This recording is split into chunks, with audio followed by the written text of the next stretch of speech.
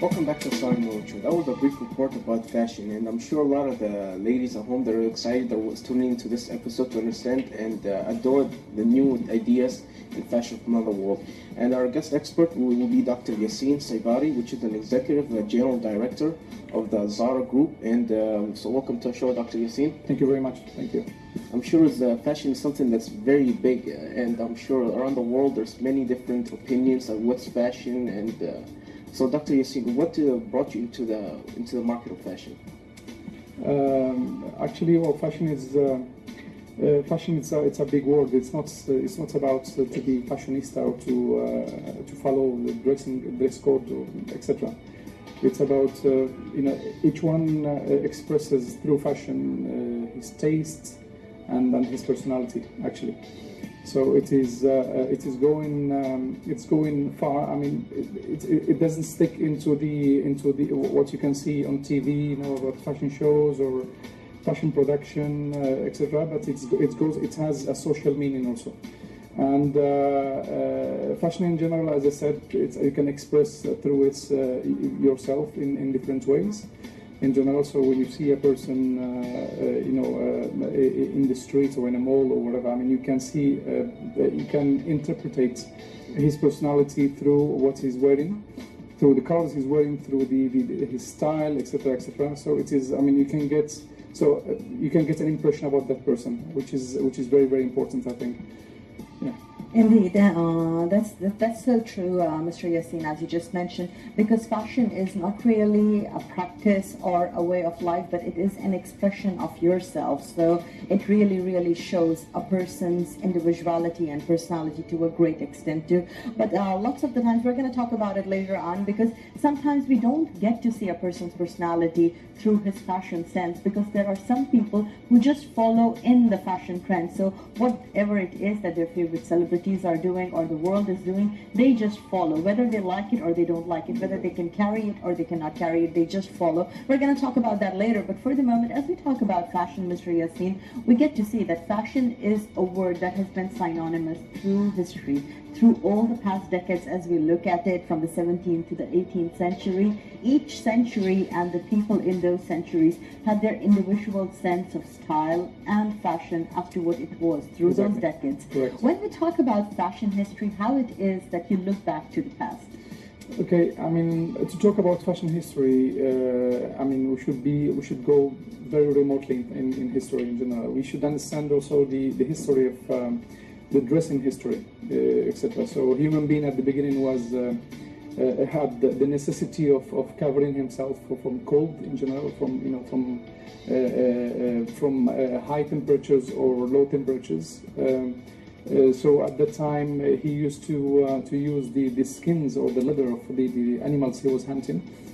After that, the second phase of the dressing history was when human beings started teaching or started weaving, I mean, these materials, these animal materials, so that he started giving a form to these natural materials he was getting from animals.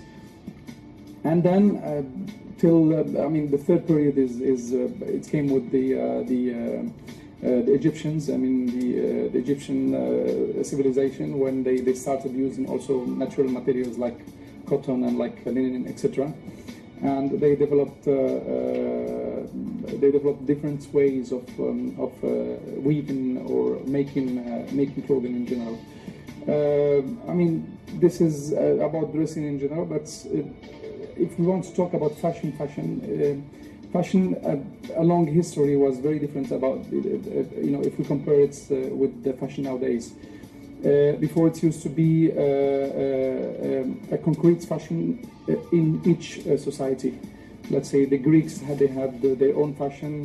The Romanian Empire, they had their own one. The Pharaonian Empire, they had their own one, etc., etc. And it was, and each culture had its own fashion, and it had a lot of meanings in general. Fashion before used to be linked to the society. In each culture, for example, the high society used to dress in a different code, and the other kind of societies used to dress in other different. And it was a dress code which had to be severely followed by people in general. For example, in some societies, I mean, you used to have like long robes going from up to down, and it was the high-end society who used to wear this kind of robes. But the other kind of society, or other parts of societies, they were using short ones. So they couldn't mix it. For example, if you are from the noblesse, you couldn't wear a short one, and if you are not, you cannot also wear a long one. Things like that, in general. And so then we got the new fashion as we understand it nowadays started after the Renaissance. After the Renaissance, and especially in Italy, many tailors started making what we know nowadays as design in general, as fashion design. And till after the French Revolution, we had, especially what comes with the French Revolution was the creation of the middle class, let's say. And after the creation of this middle class, fashion started not to be afforded only by the high society, but also in general by people in general in every society. And by the 19th century, in the mid 19th century, etc., in Europe, we had, especially in Italy, France, UK, and also in the United States, we had many tailors. They became like gurus of fashion worldwide. They started as normal tailors, then they started designing. And then then they created houses of design, houses of tailoring, and till nowadays these houses are very famous worldwide in general. As I said, this is why you used to hear always, the four cities which are Paris, London, New York, and New York. Milan. And Milan, exactly. I come from the four countries. And so then, when we go to the 20th century, of course, with the globalization started, let's say, after the Second World War in general. So, the Second World War ended in 1945. Then in the 50s, we started having a wave of fashion, a style of fashion which was revolution. Exactly, a fashion revolution, mainly in the United States. Then we had the same line of fashion, along the 50s, then the 60s, then 70s, 80s, and then 90s. Then after that, in the 20th century, we started, let's say, repeating in general the inspirations of the last mid-century of the 20th century.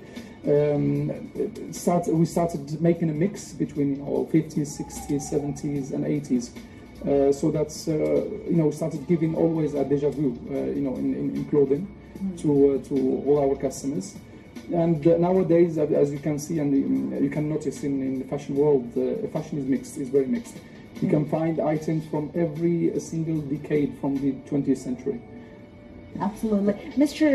Yassine, let me ask you as well one of the things. Now, when we talk about fashion, when we talk about jewelry as well as part of it, we know that in the past, diamonds used to be like, the epitome of the different classes of the society that you belong to, and diamonds were only for the rich and the famous. And then came one of the companies which made diamonds access to every single home. They made diamonds a household name. Now, when we talk about fashion and through the history, there were big designers, and if we mention their names, even minus the brand names, their names are their brands itself, like Versace or Chanel, or so many of the brands from different parts of the world as well. So as we talk about those brands, they had their own sense of style and fashion, and they created a niche in the elite market. But nowadays we get to see there are many brands, one of them that you represent as well, that you're the executive director of, Zara, has made fashion a household name. Exactly. So you don't necessarily have to have so much of money to look fashionable anymore. You don't have to pay exclusively to a famous design house, because your brand has made fashion access every home. How it is that nowadays in this time you see fashion? Well, actually, as you mentioned, I mean, this is a very important point because fashion used to be in the past exclusive to the high society. If you're rich, you could afford fashion. If you're not, you could not. So, but you know, starting 60s and the 70s of the last century, we started creating, you know, what we know nowadays as prêt-à-porter. Prêt-à-porter, which means, you know, the same design in many sizes in one store or in a chain of stores worldwide, even it could be. And then, of course, you know, when the prêt-à-porter culture has made a revolution in the fashion world. In general, why? Because of course, prêt-à-porter means means that the same brand is buying big quantities. So of course, I mean, logically, when you buy big quantities, it means that your cost price will be low, and so then you can afford selling this product with lower prices. And of course, you know, with the prêt-à-porter, fashion started to be very fast in general. So we started having, you know, 2 collections per year in general, and from a year to another, the lines are going completely different. Maybe not completely 100%, but in a big percentage, yes. And this is due to that people are affording, you know, going, for example, many times during the same year to a shop to buy prêt-à-porter in general. So nowadays, let's say that the old houses of fashion are exclusive for the high society still nowadays, and we have. But you know, there is something like I consider a little bit funny, which is that people that are that used to be customers of the mid-range brands are almost always, you know, much more, you know, fashionistas or fashionable than the other part, because they are used. I mean, they used to spend, you know, low money, a little money for and afford many ranges of fashion, and they can be changing their wardrobes, you know, like twice a year or more even. While, for example, if someone is going to the high brands in general, I mean, of course, I mean, you spend a big quantity of money. So then you are expecting using the same clothes that you're buying for longer period. Mm-hmm. So definitely at the end you will be out of fashion because you're Yes. repeating and repeating. So I think, yeah, we made a revolution in this sense. I mean, in the world of fashion, and I think that nowadays fashion is, you know, we give a democracy to fashion in general by affording it to each person. Truly, but Mr. Yassine, let me ask you here: the brand that you represent, it is. I would say price-wise, it's a mediocre brand that everybody can go ahead and afford. So, of course, there are certain classes of the society which are definitely going to be going towards your brand because it is always dispensing the most fashionable clothes and the most fashionable lines. But at the same time, in United Kingdom, royalty has been spotted wearing your brand. How does that make you feel? No, in general, no, it is fine. I mean, as I told you, it depends on each person and depends on each society. I mean, I see it as normal. Each kind of society has its own rules. Each kind of society is different than others. It has its own culture, its own decisions, etc., etc. And I don't mind about that.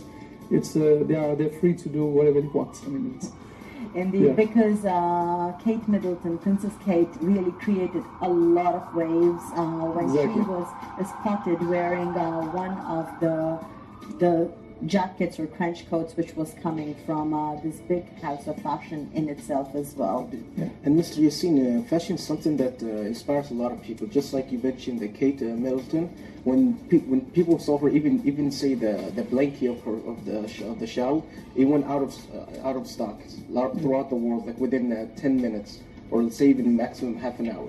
Fashion is something that inspires people, and people that are in fashion business, they find inspiration of the trend or the fabric or say the theme of it. So what in your personal life, what is the fashion designer that inspires you, that you look up to? Say, when I see that type of work, that inspires me to create my own to be as good as they are. Well, actually, you know what is happening. I mean, we have waves of fashion in general. So what lets us saying that this is fashion or this is out of fashion is that every season, I mean, we got. I mean, for example, there is no something, for example, called a General Assembly of fashion retailers worldwide or fashion designers. You know, they don't go and meet each other and decide what what lines they're gonna follow this year or the other. The only thing that happens is that they used to be inspired from each other. You know what I mean? It's like, you know, one fashion designer follows a line, the other one. I wouldn't say he's copying him, but I mean, okay, so I prefer to say inspire. Exactly. He's getting inspired by him. Another one will get inspired by the second one, and then it's the wave will be created during the same year even. Because that's all is a very fast-moving field where people get inspired very fast also. But do you, how it is that makes you feel, Mr. Yassine, Dr. Yassine, in fact, being associated with the world of fashion, as we say, when somebody is taking a sense of design from one and trying to make it his own by mixing his own nuances into it, in the world of fashion or in the world of art in general, we call it inspiration and not copying. Exactly. Well, unfortunately, I mean, this is the only, I think... ethical expression. Yeah, exactly. So I don't think it will be right to call it copy. It is not 100% copying, but it is not 100% inspiration at the same time. But at the end, I mean, if this practice wasn't in this way, we wouldn't have a wave called fashion, you know what I mean? Or tendencies, etc., etc. That's a very positive way of looking at it. Dr. Yassine, let me ask you as well, when we talk about fashion, so as we get to see, fashion is a self-expression, so it is from hair, makeup, to your dresses, to your shoes, to your handbags, to your eyewear, to pretty much everything that is about you externally that meets the eye. So tell us as to how it is that you see the different fashions in this year, 2014. Well, 2014, it's like, I mean, all the other years that came, you know, before. We are mixing. It is a mix. It is a mix between, you know, the decades of the 20th century.